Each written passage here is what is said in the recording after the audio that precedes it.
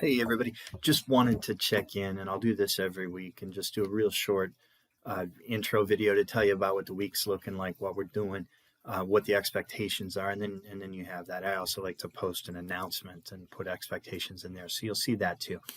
Okay, so this week's video lecture is talking about chapter 3 material mostly. So we're mostly going to be talking about what do you do with the loss exposures you've identified. Risk management is a really simple idea. I think I say this in the lecture. You know, we have these exposures. What are you going to do about them? And it turns out the way that we're going to look at this, we're only going to consider 4 possibilities. And we're going to start by saying, well, it's frequency and severity of losses, how often they happen and how bad they are.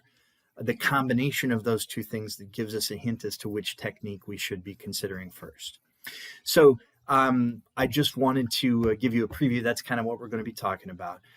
There's a second case assignment that we'll have to do. So this one is actually asking you identified risks last time. This time we are going to try to identify the treatment. What are we going to do about those particular risks? So here's what week 2 looks like. So you're going to have an intro video. That's this. It's not posted yet because I am recording it now. And just the one video lecture, yeah, it's about 2 hours. The second case assignment, and then I've got a discussion here. Because we don't have a ton of students in this class, I thought, this is the first time I'm doing this, we'll see if it works or not. You can tell me if it doesn't.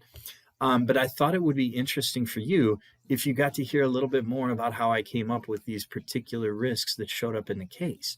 And as I said in the discussion announcement, a lot of them have a basis in reality. And then I generally had to exaggerate because, again, I designed it for undergraduate students, and you usually want to make the risks really, really obvious.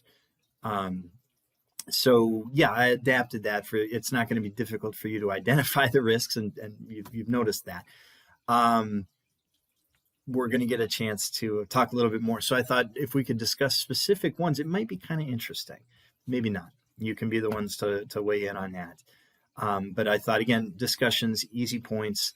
This isn't something that should take you an hour, but it might be worth it for you to hear how these stories came about. It might be interesting. So I'll be interested to see what you think about that.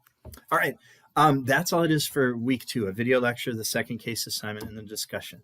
So a little bit less than last week. If you made it through last week, good job. I'm going to try to put this stuff up for Saturday, so you'll always have the overlapping weekends. Last week's stuff is not due until Sunday, but if you're done and you want to get a jump, I want to get this stuff up so you can do that. And hopefully that'll give us a little bit of flexibility while still respecting the idea of the students are going through this as a cohort, which again is a constraint that I'm operating under. I'm not allowed to just say, yeah, work at your own pace. And yeah, discussions, things like that don't make any sense if you're going to have people work at their own pace, right? So anyway, interested to see what you think. If you're having any questions, having any trouble, that's what I'm here for. You're not bothering me. They pay me to do this. So happy to respond to anything that you've got. Email, again, is always the best way to get a hold of me. That's enough for an intro. I don't want to overwhelm with material. Thanks a lot, you guys. We'll go from there.